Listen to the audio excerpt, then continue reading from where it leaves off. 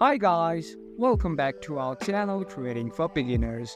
In today's video, I'm going to show you how to backtest on TradingView Indicators. So, without further ado, let's jump right into the video. First thing first, I assume that you have already logged into your TradingView account.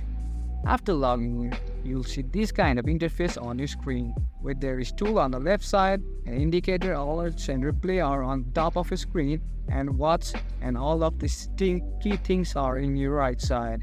Now, to add the indicator, all you got to do is click on File Editor, and you can edit your script manually. And to add indicator, all you got to do is click on Add to Chart right here. That's it for today guys. If you find this video helpful, then don't forget to give thumbs up, comments and feedbacks will be appreciated.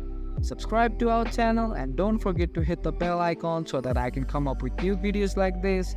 Until then, have a great time and thank you for watching.